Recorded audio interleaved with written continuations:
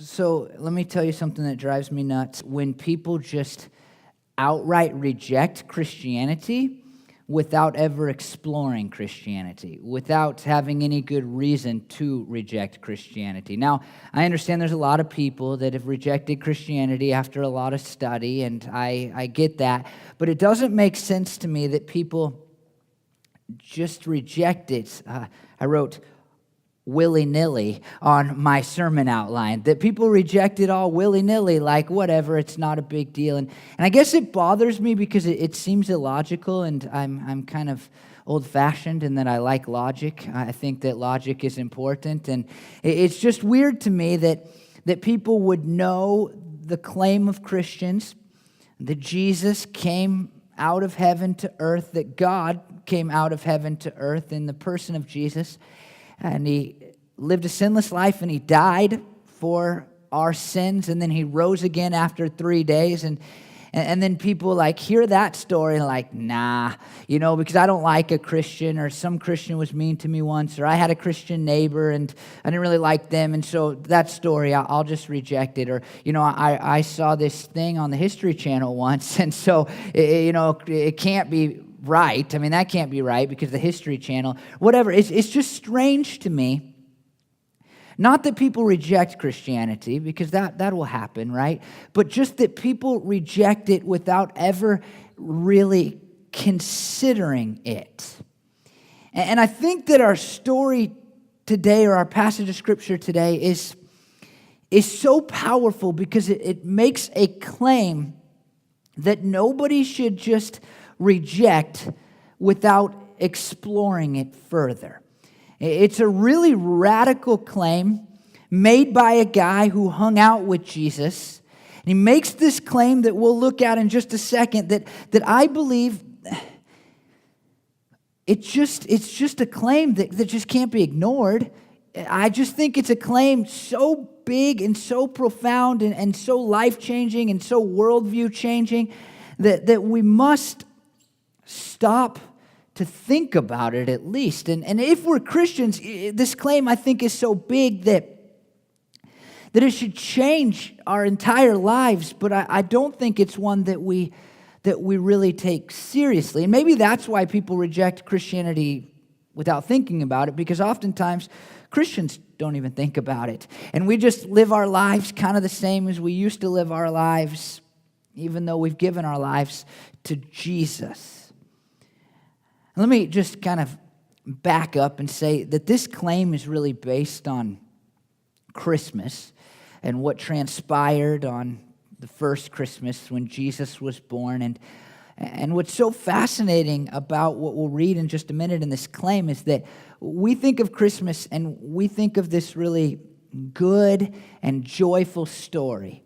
And it is that. I mean, it's a joyful story, Jesus coming to earth, and there's shepherds, and they're celebrating, and there's wise men, and they're celebrating, and there's angels, and they're celebrating, and it really is a good and joyful story. But I would also say that in some ways, the Christmas story is also an incredibly sad story.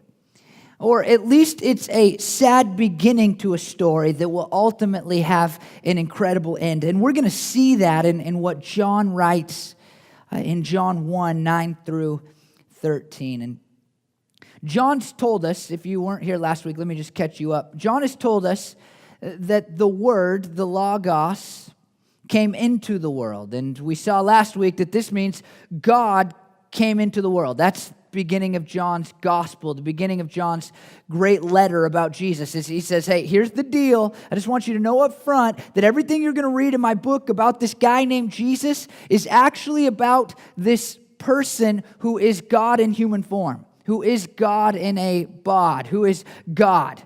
And so when you read about his miracles, and when you read about his teachings, and when you read about his life, and when you read about his death, and when you read about him getting out of the grave, I want you to know up front, I want you to know ahead of time, you're reading about God. And God became man. And so John then says, just after that, he says, hey, there was this guy named John, not the same John. I know that can be a little confusing, but there's this guy named John. We know him as John the Baptist. John the Baptist, he wasn't the light. And it's like John answers this question that some of the people might have had because they had an encounter with John the Baptist, and they saw how different he was and how powerfully he spoke. And so John, the writer, takes a step just out of kind of what he's saying and says, okay, God came to earth. You might be wondering, was it John the Baptist? It wasn't John the Baptist. In fact, John the Baptist came to earth, or did his ministry, I should say, in order to tell people that God came to earth. That was actually the goal of his ministry, was to point people to the light, to use the Johannine metaphor. It was to point people towards Jesus. So John says that, and then in John 1:9, he says this thing that is so utterly important. I don't think I could stress it enough. It's life-changing, it's paradigm-shifting, it's worldview changing. And I think that whether you're a Christian or not a Christian, you at least should think about this claim that John makes in 1:9 and then continues throughout these few verses. In John 1:9, this is what John says: "The true light that gives light to everyone was coming into the world." In Isaiah 9:2, long before Jesus lived, it gave this prophecy about light. It says, "The people walking in darkness have seen a great light. On those living in the land of deep darkness, a light has dawned." Now, going back to last week again, let me just restate that John is using this metaphor of light for revelation, the revelation of God, the wisdom of God, the truth of God. It's really the embodiment of all things that are real and right and good and wise. And so he's made this claim that in Jesus, this light has come to the earth, and now he adds this word. And the word is true. It's a common word and an important word in the book of John. He says it all the time. He says that Jesus is like the true shepherd. You maybe have heard that before. And it's a word that doesn't just mean, this is so important, it doesn't just mean that it's the opposite of false or the opposite of wrong. It's way deeper than that. It's juxtaposed with the idea of fraudulent or imperfect. And so what John is saying here, and what John says throughout with different metaphors, his book, is Jesus is not the imperfect light. He's not the fraudulent light. He is the true light. He's the real light. He's the light that cannot be compared to by any other forms of light. Bible.org says, "All others being inferior and subordinate realizations, only what the shadow is to the substance." I love that. All other things that we think provide revelation and truth and a view of reality and what our worldview should be, all of those things are just like the shadow of the actual substance. William Barclay says of other lights that they were, or we could say are, flickers of the truth. Some were faint glimpses of reality. Some were sips that men followed, which men laid out into the dark, and then which led men out into the dark, and then left them there. Sorry for the reading. William Barclay, because I just messed that all up, is saying, look, there's been these glimpses of light that have led men somewhere, but oftentimes they just leave them in deeper darkness. This reminds me of a story, and I think I've talked about this night that I spent exploring the scary sides of Corbin University where I went to school.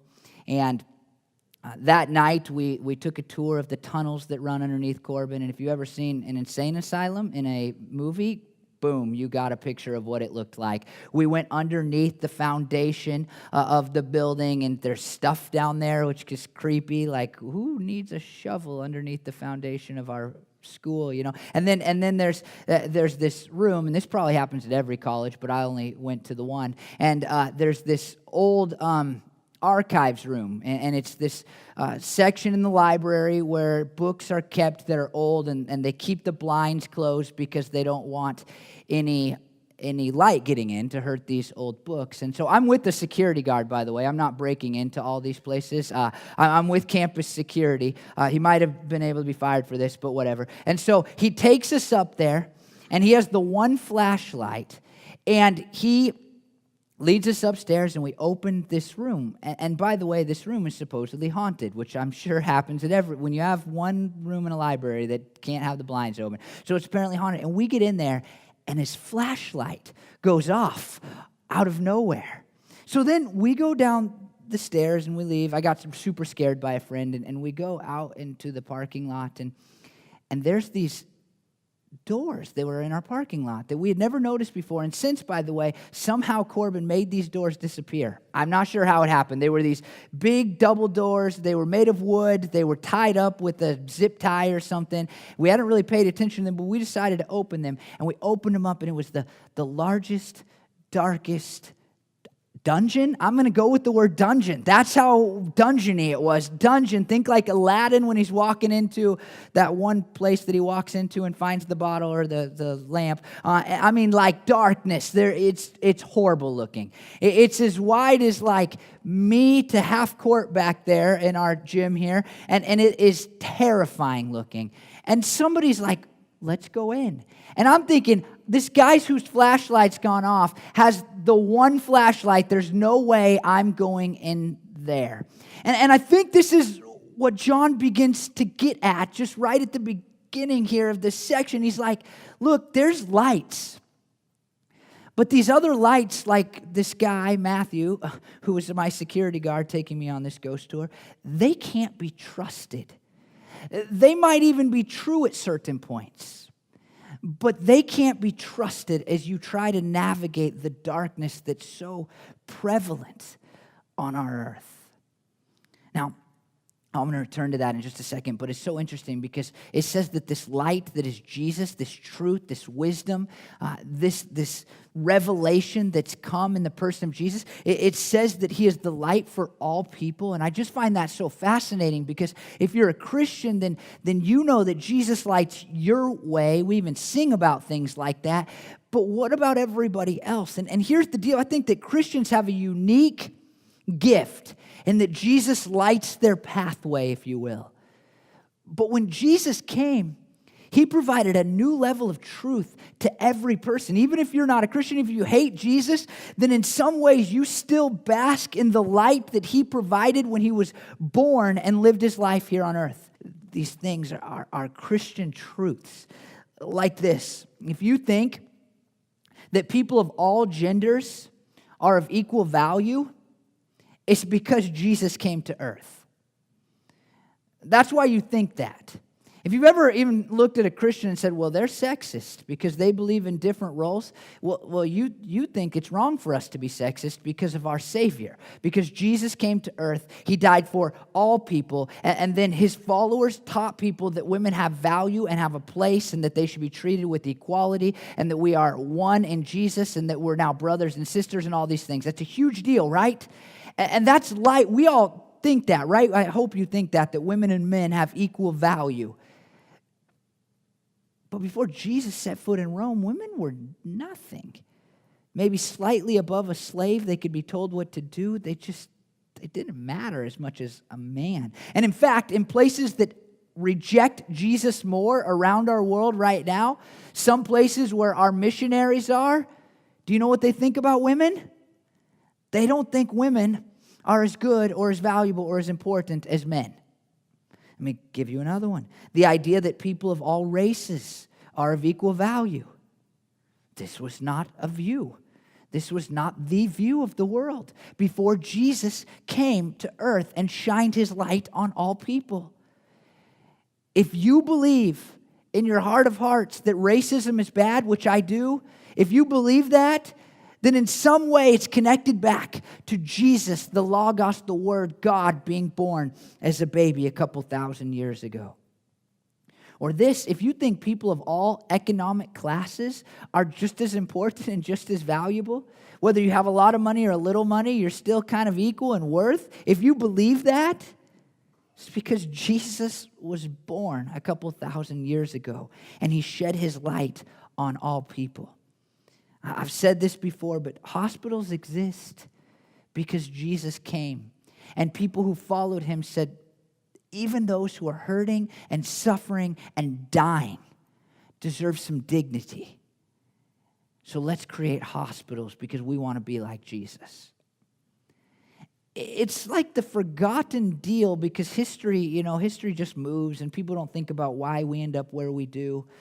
But the progress that we see in the world can all be traced back to the birth of a baby named Jesus, God coming in human form in the person of Jesus, his light shed on all people.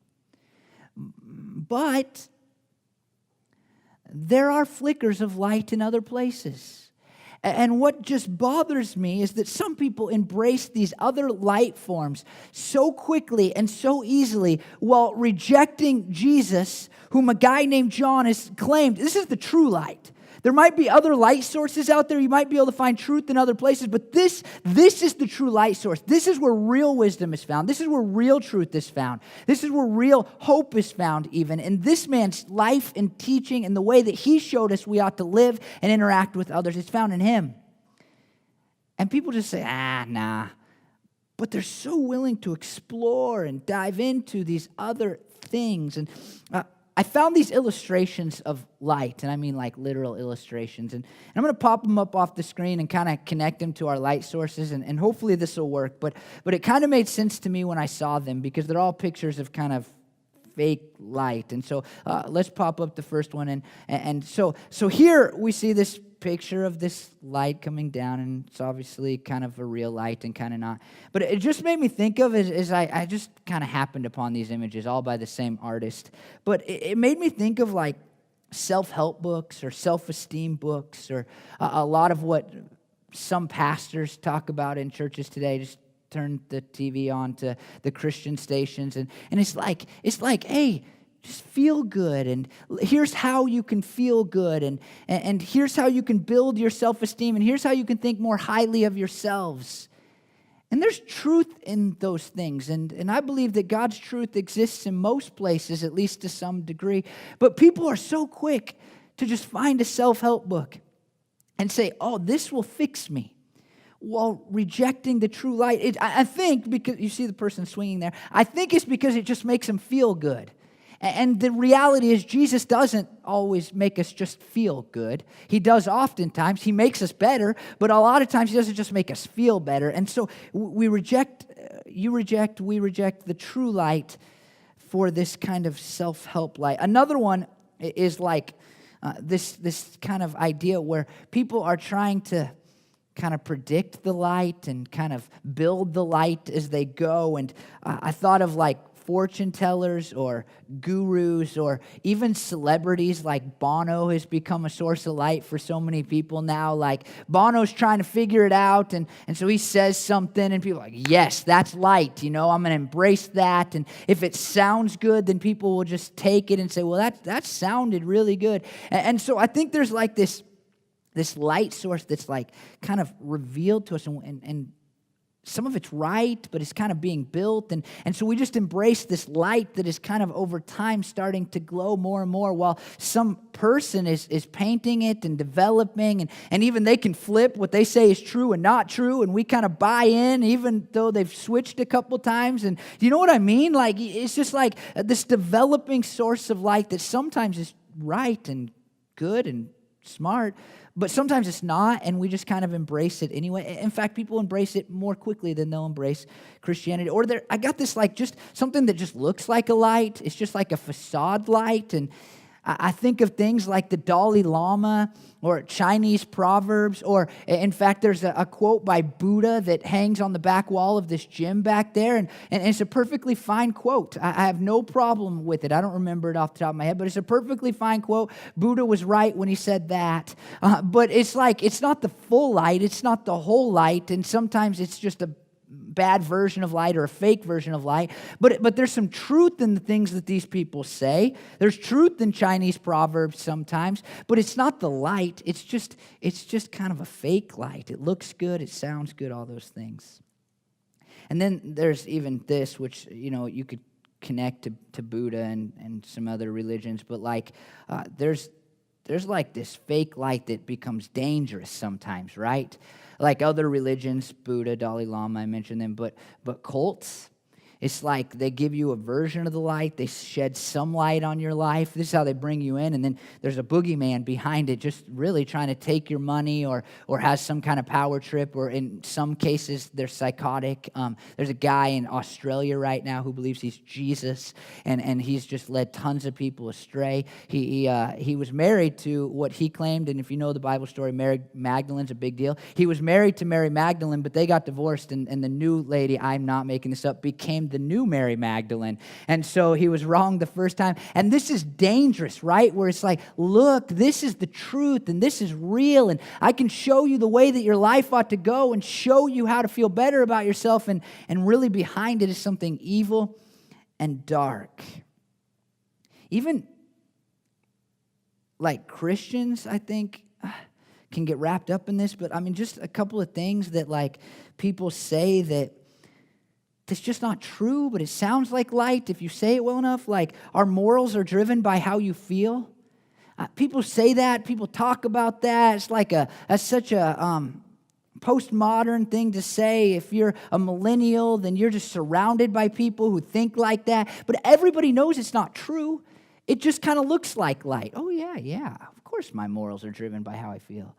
They're not. Your morale, I mean, not until somebody kills your kid, and then, it doesn't, if they didn't feel it was bad, you still think it's wrong, right? I mean, you think it's wrong, or like this, Jesus was a smart, good, and loving guy, but nothing more than that. Jesus claimed to be God. We saw that last week. He was either Lord, lunatic, or liar, as C.S. Lewis said it many years ago. The dude was either crazy, he was the biggest fraud the world has ever known, or he is something far more than a cool guy who taught good things. That's just something people say that kind of sounds nice. Are all roads lead to heaven? That can't be true, because one religion says, like, well, this is what leads to heaven. Another one says something different. And both of them are saying that the other thing's wrong. And so all of them can't go to the same place, because they're not even claiming that they can go to the same place. They're saying if you believe that, it's hell. And if you believe this, it's heaven. And this is just something that sounds nice, makes us feel good, but it's just a fake light that leads to nowhere good. I looked up quotes of people that are not Christians kind of say about Christianity, and I didn't know who all these people were, and I didn't want to look them up because the quotes were the real value, but apparently these people are famous, and just like this, the Bible taken as a whole can be used to praise or condemn practically any human activity, thought, belief, or practice. Peter McWilliams. That's not true. That's a lie. Like, literally, that's just not true. Like, it's just something, but it's like, if you're not a Christian, you could just buy into that and say, well, Peter McWilliams, if you know who that is, I don't, but apparently he's famous somewhere. Like, if Peter McWilliams says it, it must be true. I've never read a Bible. I've never picked up a Bible, but man, you could do anything evil based on what it says. It's just false. Or like this, religion is the opiate of the people, Karl Marx. I mean, he's famous. I know who he is. And it's like he's just saying it makes you feel good and there's nothing else to it, right? Man, my religion doesn't always make me feel good. Sometimes it makes me feel guilty.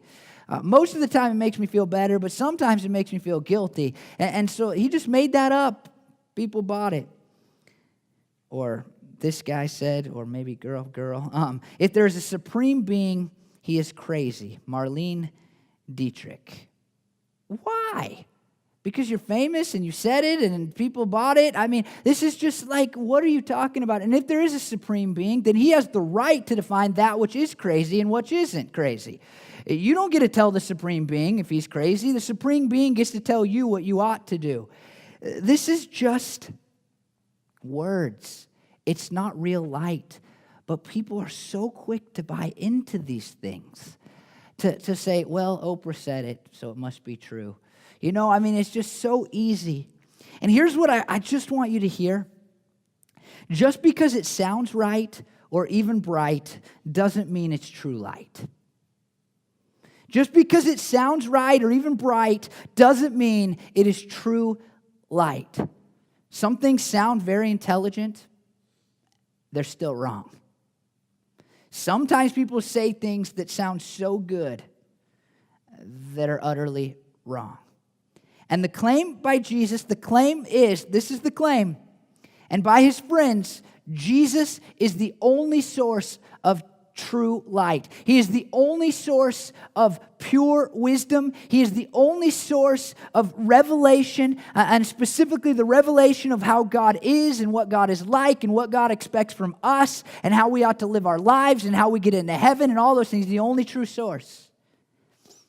And the very least I think we could do is examine him, is to take a look and say, wow, that's a bold claim. Now, it's an easy claim to make by Jesus, right?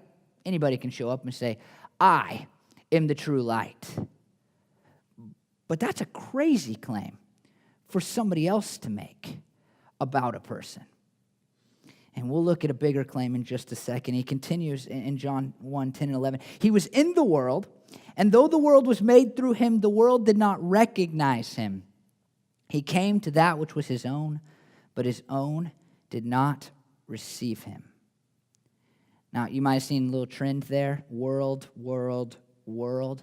In the book of John, world is a big topic. John is an interesting author, by the way. If you ever read the book of John, I actually grew up in a church where they would say, if you just want to get interested in the Bible, then the first book you should read is the book of John. And that's a weird claim to me because John is this deep, artistic, poetic thinker.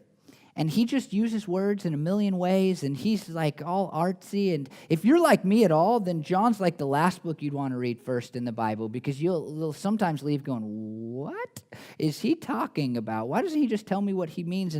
And with world, I mean, it's like a deep term that takes on a bunch of different meanings. And even in these verses right here, it takes on a couple of different meanings. Like first he uses it for the cosmos, like everything created.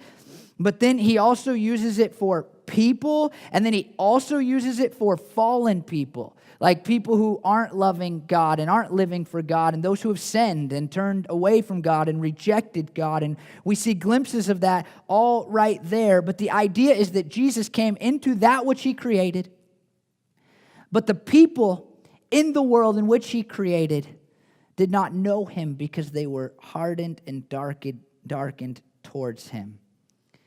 It's so interesting because the language suggests that it's almost like Jesus came to his family. He came to his own. He came to his people, and his people, they didn't know him. And many would reject him.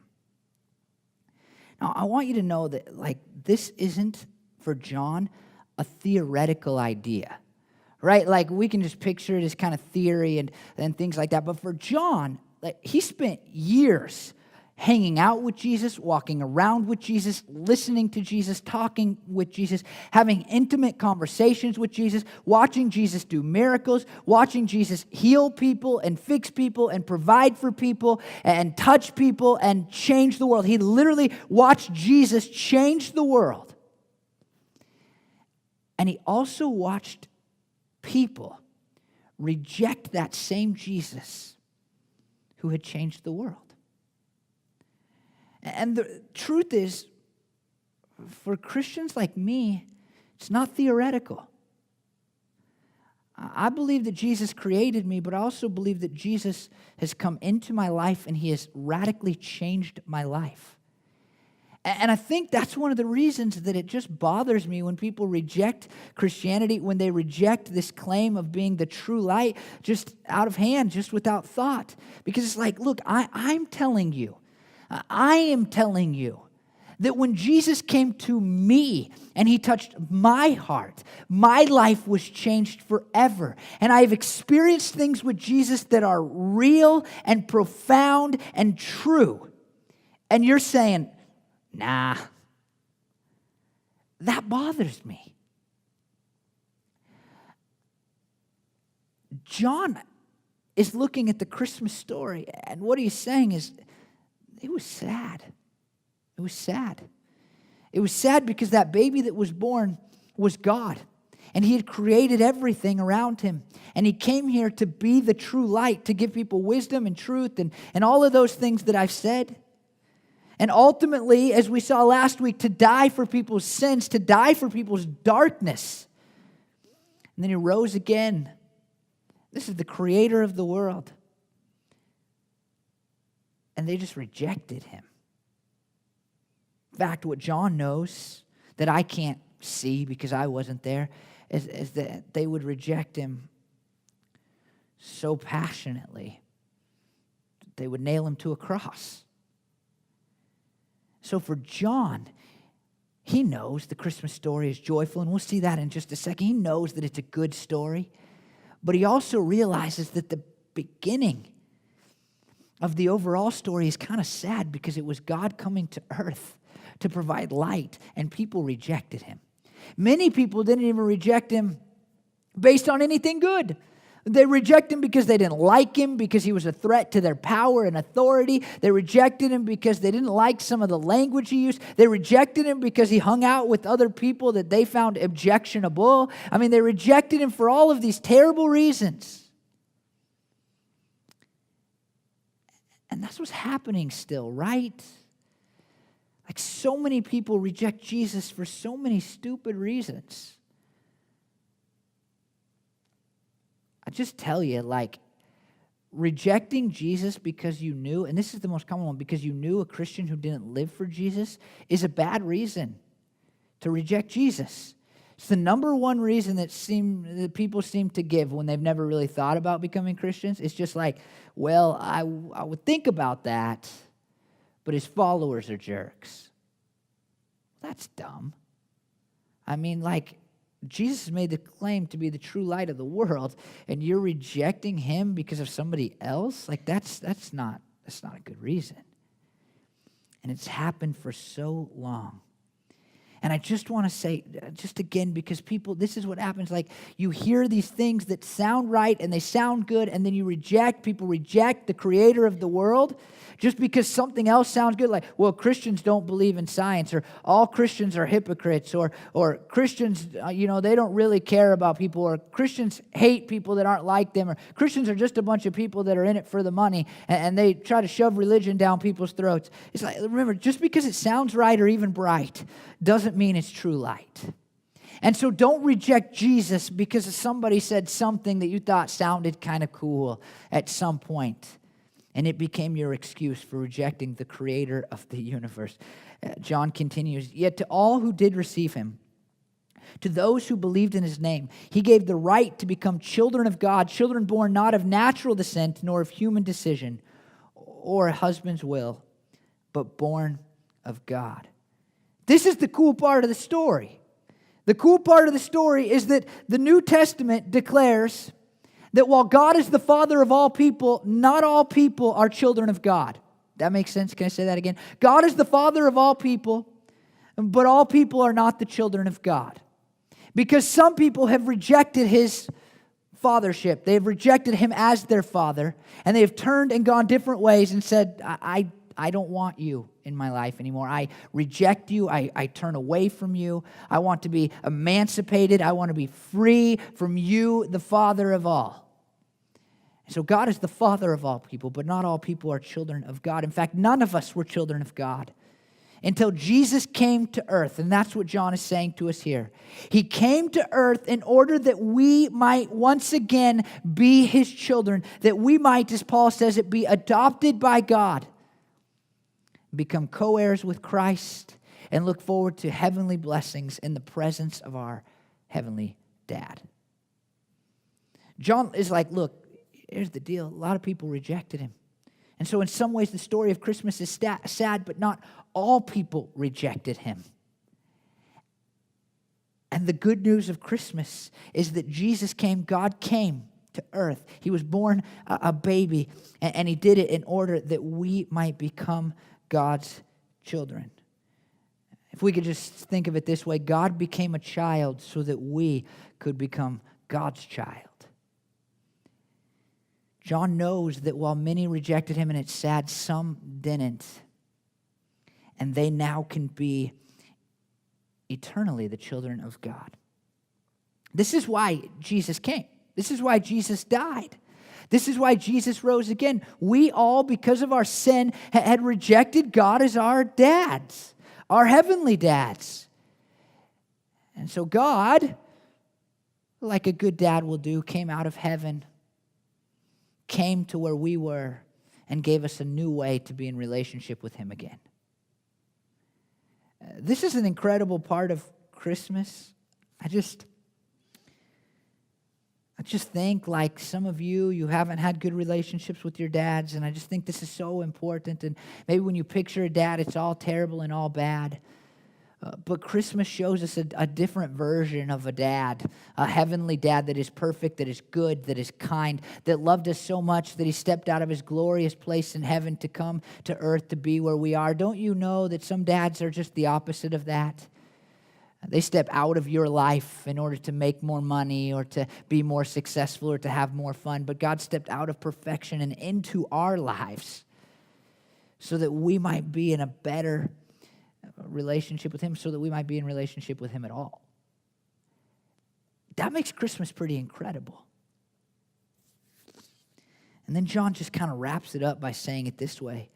The Word, again, this is God we're talking about. The Word became flesh and made his dwelling among us. We have seen his glory, the glory of the one and only Son who came from the Father, full of grace and truth. The Word is God, and God became flesh. One of the most profound statements ever written, not just in the Bible, but one of the most profound statements ever written. And John says it in the most blunt way that he can. There were people at the time who said, well, God just appeared like a man. God just kind of looked like a man. God kind of faked being a man. So John, just to kind of counteract that, says God became flesh. Just became meat. He was a human. And he did that for us. And here's just so important. He says that they have seen his glory, and he made his dwelling amongst us. And it's just this Old Testament terminology that's so cool, because in the Old Testament, when the Jewish people were wandering around in the desert, they built these tents. And in the tent, the primary tent, was God's presence manifest strongly. So strong that when a guy named Moses would go in there, he would come out of there glowing. And when John says we have seen his glory and that he has made his dwelling among us, he is reminding the people of that Old Testament imagery, that God would dwell, that he'd have his tent amongst people. And in the person of Jesus, God said, I'm no longer living in a tent, but I'm going to come in a body to be with you. It's this idea of Shekinah glory. It's a term that Jewish people use for the manifest glory of God. Like there's the glorious part of God that's just holy and good and righteous and gives us love and grace and all those things. That's glorious. But there's this other side of God's glory that is visible and awesome, and throughout the Bible and throughout history has made people fall down on their faces. And he says, look, when Jesus showed up, it was that type of glory that showed up. Philippians tells us that Jesus veiled that glory, but it was still that glory that showed up on the scene. Now, he shows it in so many ways, like his miracles, and he shows it in his powerful teaching, but he also shows it in his lowliness, like being born in a manger and dying for our sins. In fact, John 12:23 says, Jesus replied, the hour has come for the Son of Man to be glorified. And do you know what he's actually referring to? He's talking about his death. Now, I just want to say this and just maybe ask a question. John says, we have seen. Now, this is a guy talking that hung out with Jesus for 3 years. Jesus has now died. Jesus has risen again. Jesus has gone back into heaven. And he's saying, we've seen his glory. I just want to ask you this question. With all that in mind, the Shekinah glory of God, have you ever met a person you'd go, I have seen the glory of God. It was embodied in them? No. You would never say that. You say, I've known some nice people. I've known some holy people. I've known some people who really loved God. I've known some people that were really kind and really loving and really gentle. But you don't go, you know that Old Testament thing where God would show up so powerfully that people would glow? I saw that in Sally. Like, that doesn't happen. And it's so easy to dismiss, right? Because you've heard these things that sound right or even bright, to just dismiss this eyewitness testimony. This is a man who lived and walked the earth, who had a job, who had friends, who had a family, who hung out with Jesus. And he's saying, when Jesus came, I saw the glory of God in him. The Word became flesh, and I saw him. This is not a statement that can just be dismissed out of hand, is it? This is a man who walked the earth, hung out with Jesus, and says, I've seen the glory of God. Let me just tell you what happens to John. History tells us that because of this faith, because he believed so strongly that Jesus was God in human form, that he would be put into boiling water and burned alive, but he doesn't die. Instead of dying, he lives, and so they arrest him and they send him to an island of the island of Patmos, where he will spend the rest of his life until he dies, exiled from his friends and his family, and really all that he had known. Man, he really embraced that lie. Who would do that? Who would be boiled for a lie? And so when John declares, I've seen his glory, I've seen his glory, it is ridiculous to go, well, I heard this one thing about how Christians aren't right, so I'm not going to explore that. And if it was just one guy who had written this down, okay, maybe John was crazy. He was going to die for that lie. Oh, but there's a whole bunch of other guys who do the same thing. 10 of Jesus' closest friends and followers, when he was walking the earth, 10 of them would be killed for believing the same thing and never giving up on it. And then countless others who heard their story or had encountered the resurrected Christ in a different way, countless others would give their lives for that same thing, that they had seen the glory of God and that glory, Jesus, had died on a cross and then got out of a grave. I think part of the reason it's so frustrating, it seems so stupid to me to reject Jesus without ever investigating Jesus is because, yeah, he was the true light, but then a whole bunch of people believed that he was the true light so strongly that they gave their very lives to support and to tell others about the true light. It's so incredible that people would just neglect, reject Jesus without ever thinking about it when we have this incredible claim.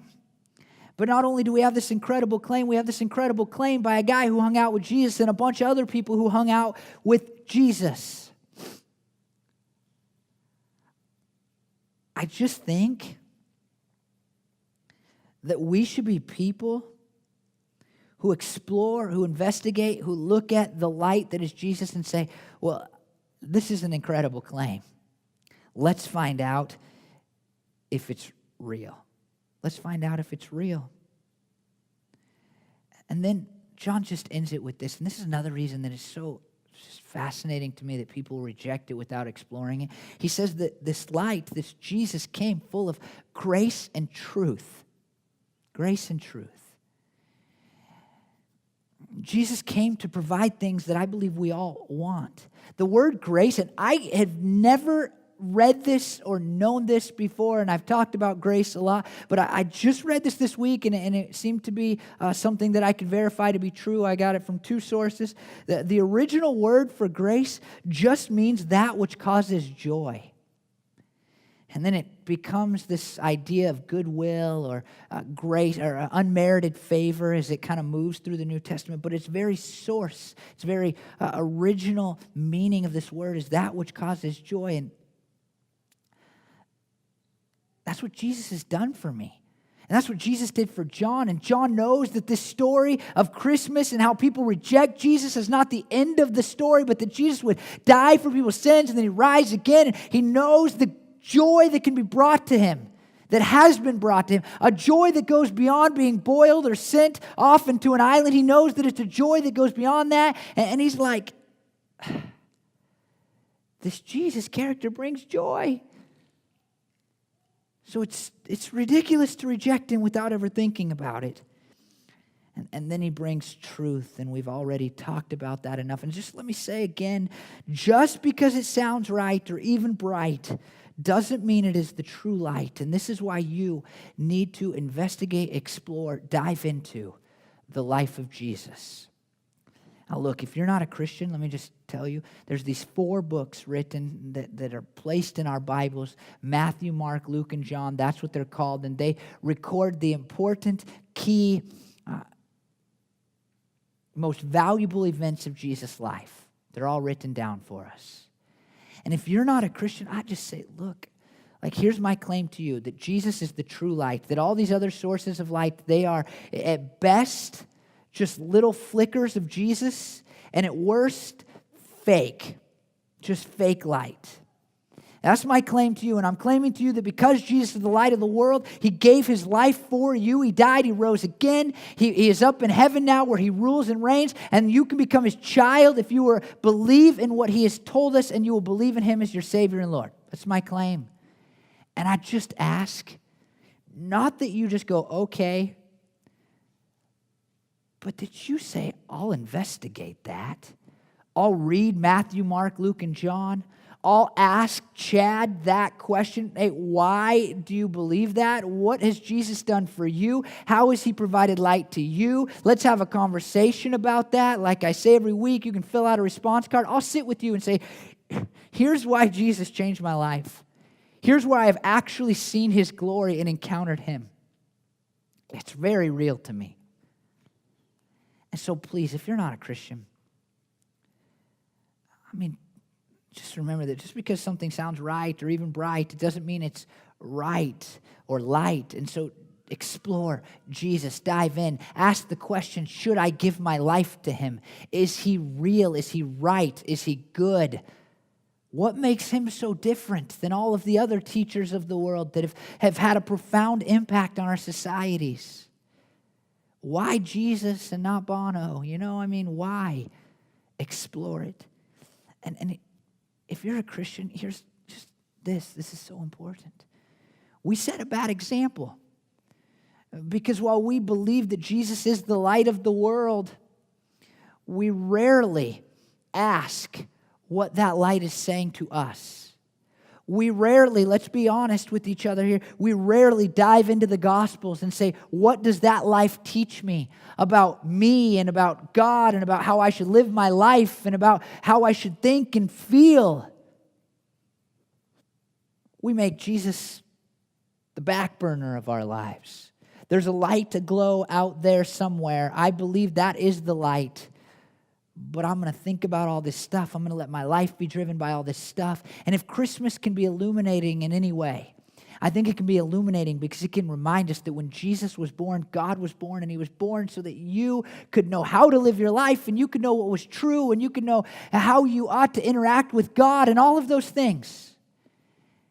And Christmas can be a reminder that we should dive deeply into the life of Jesus because that life is the source of all things that are true.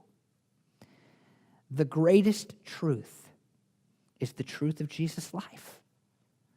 And so instead of, when you think about Christmas and you're a Christian, instead of going, well, Jesus' life, great, that's a light over there, but there's all these other lights, and I'm going to pick up my self-help book and my psychology books, and I'm going to believe the things my coworkers say. When I need advice, I'm going to turn to a friend, and hopefully they'll give me some psychobabble that will make me feel better for a little while. Instead of all that, when you think of Christmas, think Jesus' life is the real source of truth. I'm going to turn to Him. And we do that because we know this. Just because it sounds right or is even bright doesn't mean it is the true light. Can I pray for you, please? Lord, I just want people to just investigate and dive deep into You, Lord. And I've been doing that lately, just in my own personal reading time. And Lord, it's convicting and inspiring and challenging and sometimes difficult, but good, Lord. And I read, you just know, Lord, this, but I'll say it out loud for the people here with me, God.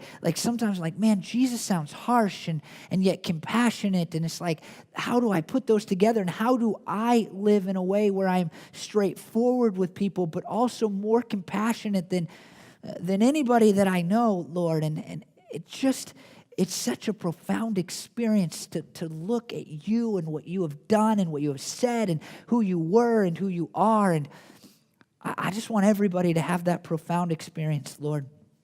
And so I pray, Lord, that people would remember, once again, God, that just because something sounds right or even bright, it doesn't mean that it's light, because you are the only true light. And even if people don't believe that, God, I pray they'd investigate it. Lord, I believe, this is what I believe, and I didn't say it as I was talking to them, but I believe, Lord, that people are so quick to reject the true light without ever considering it you, Lord. It's because that's the way that the darkness wants it. That's the way that our flesh and the evil that exists in this world wants it, Lord. And so I pray, God, that they would turn their eyes away from the vast dungeon that this world can be, and they would just look at you, knowing that you are not a light that will flicker out. You are not a light, God, that is dim, but you are the true light. God, let us all this Christmas season turn our eyes towards you. And Lord, I trust that you will shine bright enough as people seek, Lord, you'll shine bright enough to lead people to you. Work, Jesus, please work. I pray these things in your name. Amen.